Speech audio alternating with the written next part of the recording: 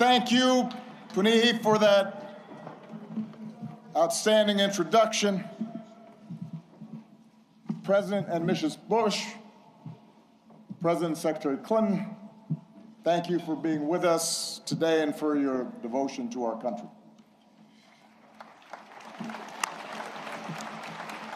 And President and Dr. Biden, thank you for your steadfast partnership for 8 years. Joe, we started as running mates and ended as family, and we would not be here without you, and we are grateful.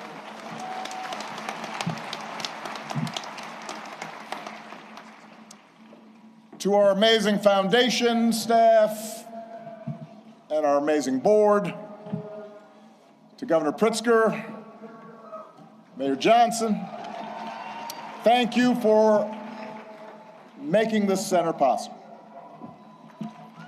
To congressional leaders and foreign dignitaries who've made the trip, I cherish our partnership together and all we got accomplished together. Thank you.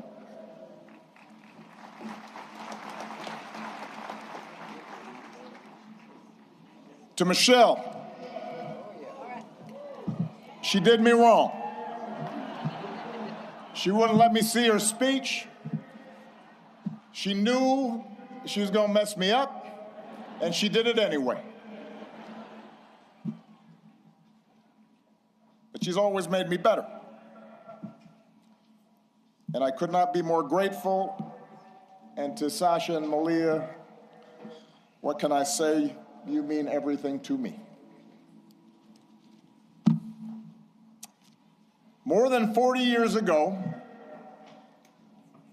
on a late summer afternoon in 1985, I arrived here in Chicago, entering the city through the very spot where this center now stands.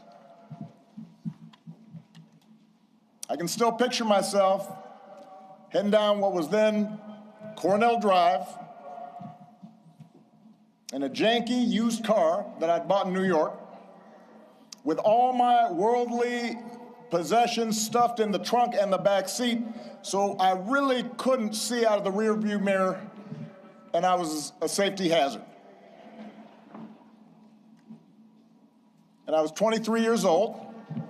I'd just been hired by a group of churches on the South Side to help organize a part of the city that had been battered by steel plant closings and chronic neglect.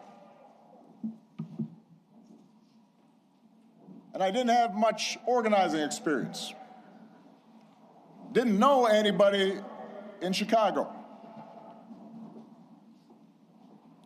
But I had been inspired by the civil rights movement, and I knew I wanted to make a difference. And although I wasn't sure exactly how I was going to do that, I was possessed with this abiding faith that if we could give people more of a say in the forces that govern their lives, if we could bridge some of the differences that drove us apart, then we could build an America where everyone counts and everyone has a fair shot and everyone belongs. Even a mixed-race kid with a weird backstory and a name nobody could pronounce.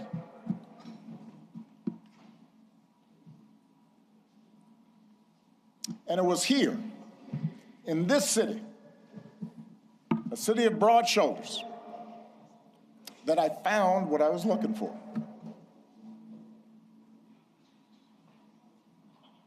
Day by day, block by block, I got to know the people who lived here, their hopes, their dreams, their tragedies and their triumphs. I witnessed their resilience in the face of hardship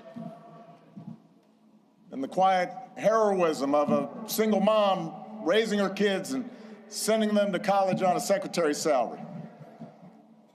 or the priest electing to stay in the city and open his doors to at-risk youth, even as most of his flock had fled to the suburbs. I learned that leadership has less to do with titles or rank or chasing attention than with helping others find their voice, reaching their potential, and sitting around people's kitchen tables or on their back porches, spending time in church basements, in barbershops. I was reminded that everyone has a story to tell if you just care to listen. Sacred stories, full of courage and humor and grace, and that each of those stories in some way connected to my own. In other words, I found my purpose here, and I fortified my faith here, and I found my community here, friendships that would last a lifetime. And I found a girl from the South Side who has been my greatest blessing. Michelle and I, our wedding reception was over at South Shore Cultural Center. You could walk from here. Our daughters were born right down the street. This is where we bought our first home. This is where our kids took their first steps.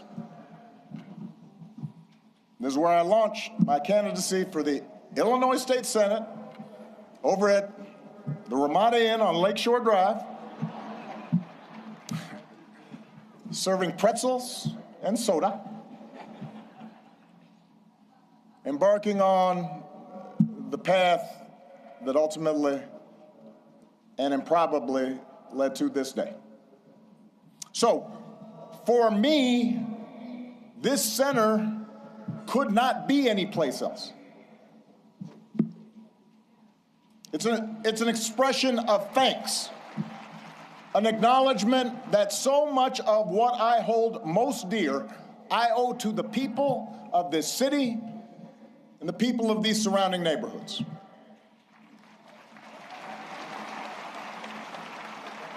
And it's why we designed the center not to be some lifeless mausoleum. I am too young for that.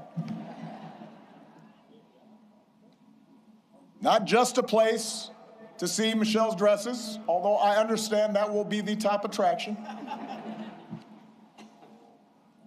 We wanted it to be a vibrant, living celebration of community, where we can learn together and share the joys of art and music and sport and play.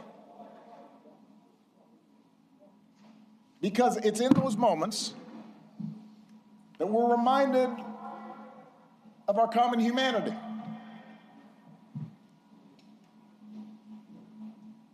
And strengthen the bonds of trust that not only make our lives richer, but make our democracy stronger.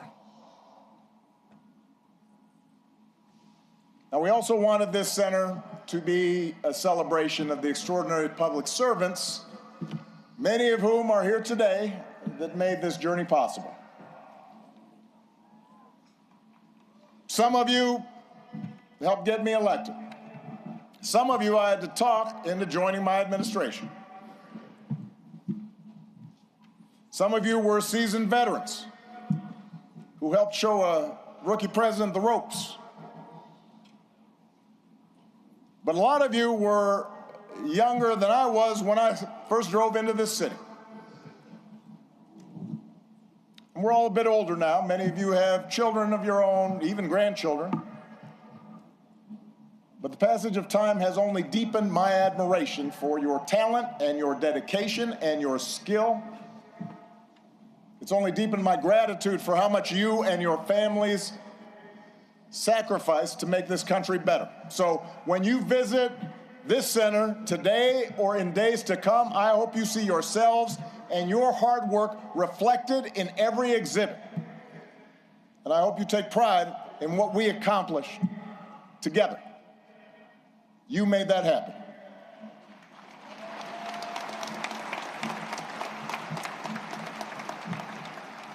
Now, of course, we did not accomplish everything we set out to do. No administration does. Some of the exhibits reflect unfinished business. In some cases, my own shortcomings and mistakes.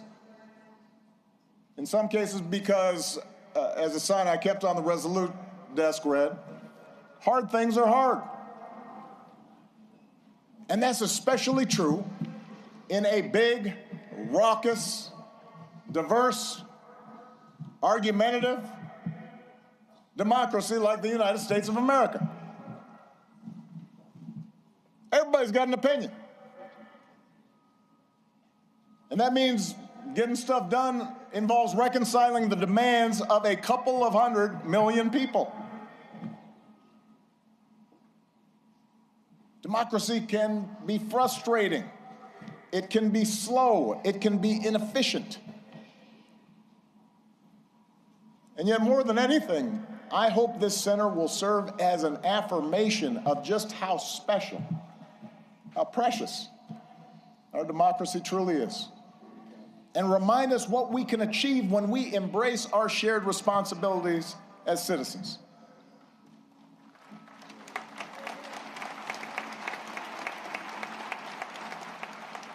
And since we're a few weeks away from America's 250th birthday, it is worth remembering just how radical the whole idea of self-government really was back in 1776. To that point, human history was a tale of conquest and caste and rigid hierarchies. A world where the strong dominated the weak, where power and wealth and status flowed through lineage, and the many were ruled by the few. But out of the fire and steel of a revolution, a different story took flight on this continent. A declaration that we are all created equal, endowed by our Creator with certain unalienable rights, and that in the newly independent United States, there will be no kings or lords, no serfs or subjects, but only citizens, each of us free to pursue our own version of happiness and able to determine our collective fate through an elected representative government. It had not been done. And because it hadn't been done before, the success of this experiment was never a given. In forming our union, the founders fell terribly short of the Declaration's promise, leaving slavery intact, allowing states to restrict the franchise to white men who own property. But in drafting a Constitution and a Bill of Rights, they did have the foresight, the genius, to provide us with a framework that allows each generation to make our union more perfect. And over more than 2 centuries, through petitions and protests, marches and strikes, moral appeals from the pulpit, and conversations at the family dinner table, men and women from all walks of life, of every color, every faith, every region, took up the cause of democracy and made it their own, until we, the people, came to include not just some of us, but all of us.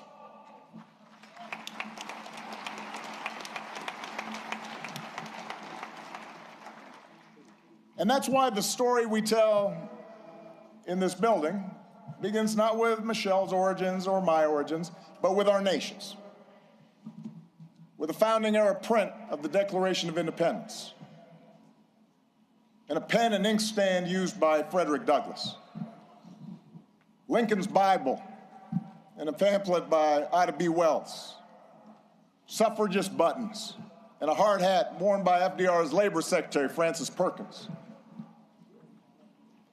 And it's why the exhibits here focus not just on policies, but on the shared values that make democracy possible.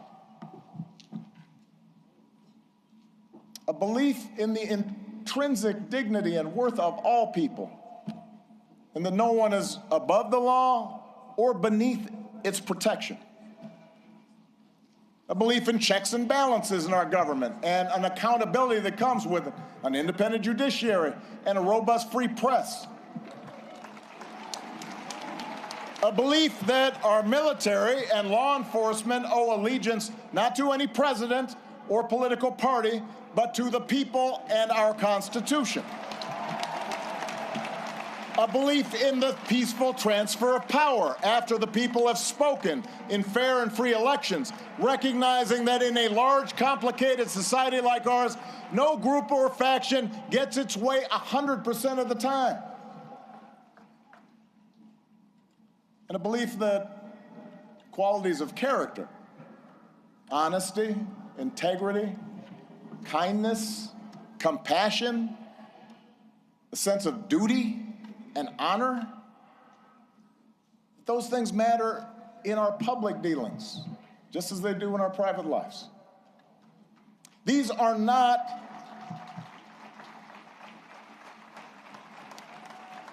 these are the values and traditions I believe in. And they are not Republican or Democratic values. They're American values we can all share, regardless of party.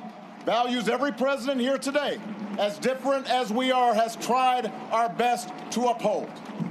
Values that John McCain and Mitt Romney believed in, no less than I did. It is our greatest inheritance, the story of America at its best, because it reflects a basic faith in the decency of our fellow citizens and the possibility that, despite all of our differences, we can see each other and understand one another and make common cause together.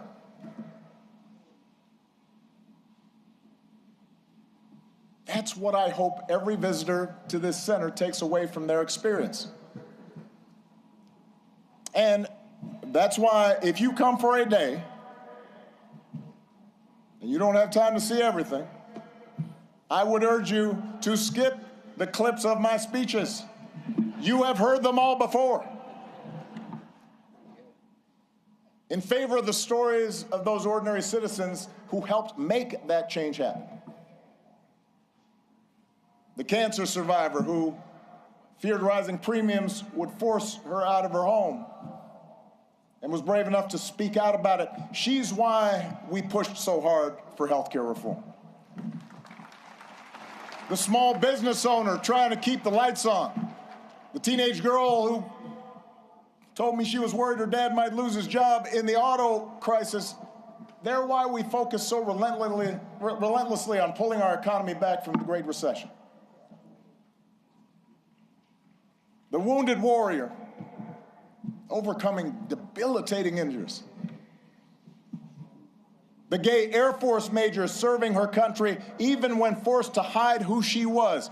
They're why we worked to end Don't Ask, Don't Tell and care for those who've worn our country's uniform and do right by our military families. It's their voices that led to our successes. And while going through the exhibits, I'd also ask you to listen to the voices of people around the world who've been inspired by American ideas. Yes, America has made its share of foreign policy mistakes. Our actions have not always matched our rhetoric. We've learned that we can't solve every conflict or stop every atrocity around the globe, but at our best, the United States has been an undeniable force for good in the world. And what I heard on every continent as president is that when America When American foreign policy lives up to our highest ideals, when we champion human rights and democracy and the sound stewardship of our planet, when we take the lead in eradicating disease and feeding the hungry and educating children, when we encourage cooperation between nations, instead of trying to dominate and bully and squeeze every advantage just because we can. And most of all, when we show through our example here at home that even a country as big and diverse as ours can make democracy work, it turns out all nations, including ours, become more prosperous and secure. And the world gets a little bit brighter.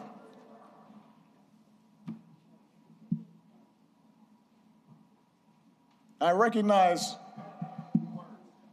it's been almost a decade since I left office.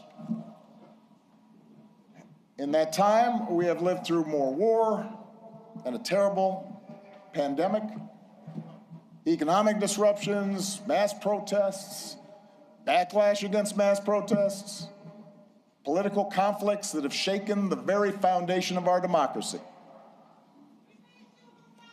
We've witnessed a technological revolution that promises remarkable discoveries, could revolutionize medicine, but is also accelerating inequality, that puts all the world's information in the palm of our hands, but somehow makes it harder for us to tell a truth from a lie, that connects us instantly like never before,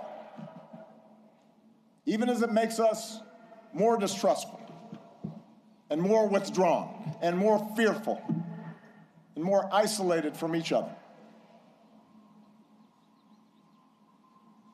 It's a lot. For millions of people in this country and around the world, the future feels uncertain, the ground unstable beneath our feet.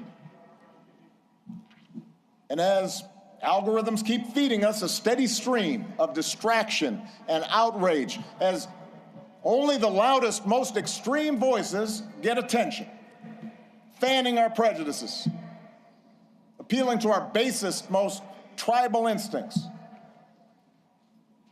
it's tempting to give in to cynicism and even despair, to stop trying. We start thinking that appeals to democracy and civic participation are corny and old-fashioned and boring and naive. That the very idea of working on behalf of the common good is a sucker's bet. And that in order for us to win, somebody else has got to lose. I get it. I am not immune to anger or doubt. But I do know this. When we lose faith in each other, when we stop believing that voting matters, that citizenship matters, that our collective voices matter, that how we treat each other no longer matters, then we give away our power to decide our own futures. We open the door to the most ruthless, or the most careless, or the most fearful among us, who see some groups and some people as more equal than others, and see government as nothing more than a way to divvy up the spoils and punish enemies and keep those who are different in their place.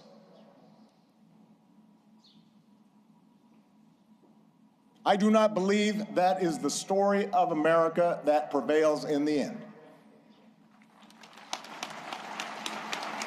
I don't believe it because for us to give up, for us to give in now, after all this country's been through, to cynicism and division would be a betrayal of our founding ideals.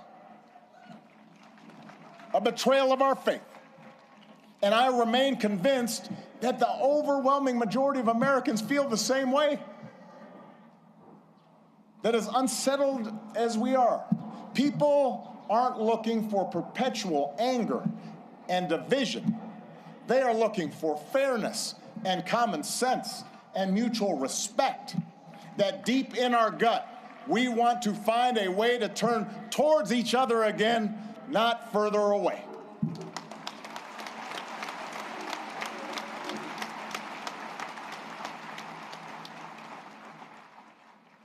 I believe this because I've seen it all across our country. In cities that have worked together to reclaim their streets from crime, in rural communities that have rebuilt their economy, in businesses that are finding new ways to make housing affordable, in those ordinary people in the Twin Cities who brave frigid temperatures, risk their own safety, standing shoulder to shoulder to look out for their neighbors and sometimes look out for strangers because they knew that was the right thing to do. I've seen it.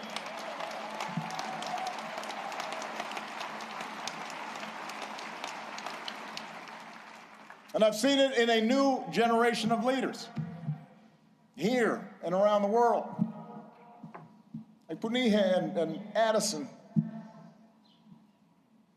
Leaders who are determined to make our governments and our economies and our societies work for everyone. Obama Foundation leaders like Hannah, a Food Corps member from rural Ohio who's helping ensure every child has access to at least one nourishing meal. Or George, an entrepreneur whose nonprofit helps get unused, unexpired medicine, often at no cost, to people who need it. Or Zuzana, a human rights lawyer in Poland, who's won more than 30 landmark cases. There are thousands, tens of thousands, hundreds of thousands of these young people out there making a difference right now. And this center is devoted to lifting up their stories, giving them the tools and support they need to expand their impact. For while our work is nonpartisan, we are not values neutral. We have a point of view.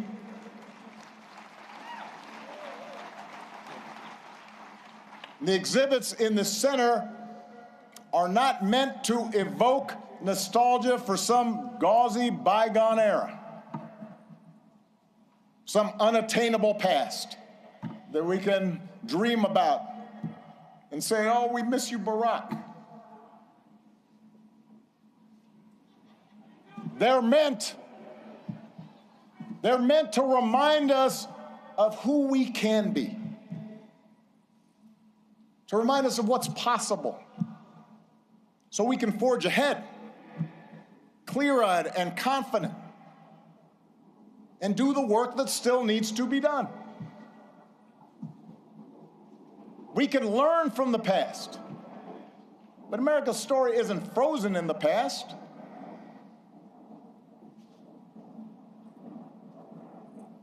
It has chapters yet to be written, not by one person or a few people, not by Barack and Michelle, or anybody with a fancy title or a high office, but by all of us.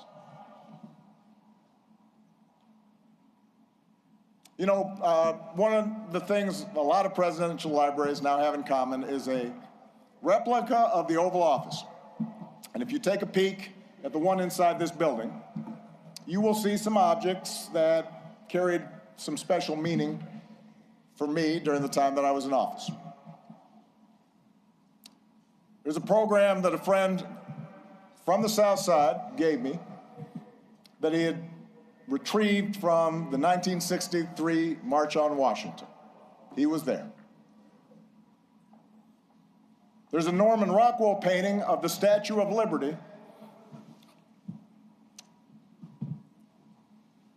with workers hanging on ropes, burnishing the torch that she holds aloft. And on the rug, you'll read words from some of America's greatest leaders, including a quote that inspired that arch that you see right there at the south end of the plaza by Martin Puryear. The arc of the moral universe is long, but it bends towards justice. And it's a quote that was often invoked by Dr. Martin Luther King Jr., but it originally comes from a Boston minister's sermon more than 170 years ago. And at the time, the abolitionist cause seemed lost. The Compromise of 1850 had made harboring fugitive slaves a crime under federal law, even in those states that had abolished slavery. And in a case that garnered national attention, a young fugitive in Boston had been seized and tried and marched to the wharf by hundreds of armed officers, where he was summarily put on a ship bound for the South, where he would remain in shackles and chains. It was a moment of profound uncertainty and despair. A moment the minister called darker than any New England had witnessed. We do not see, Reverend Theodore Parker observed, that justice is always done on earth. Many a knave is rich, sleek, and honored, while the just man is poor, hated, and in torment. I do not pretend, the preacher said, to understand the moral universe. The arc is a long one. My eye reaches but little ways. I cannot calculate the curve and complete the figure by the experience of sight. I can divine it by conscience. But from what I see, I am sure it bends towards justice. The good Reverend was under no illusions about the perils and obstacles facing the abolitionist cause. His words offered no easy answers, no comforting assurances that he or his congregation would live to see the progress they so desperately sought.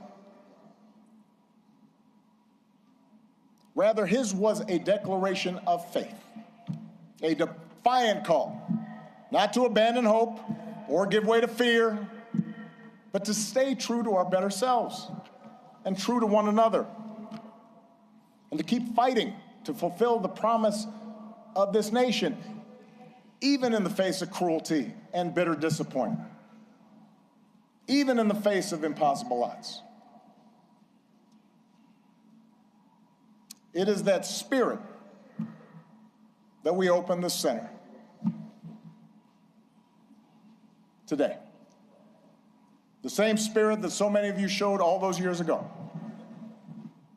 The same spirit that inspired generations of Americans to meet the challenges of their time. The same spirit that is alive and well here on the south side of Chicago. The same spirit that will see America and the world through its present trials. There is a new generation out there, ready to write the next chapter of our story. We intend to help them do it, and we ask that you join us. Thank you. God bless you. God bless the United States of America.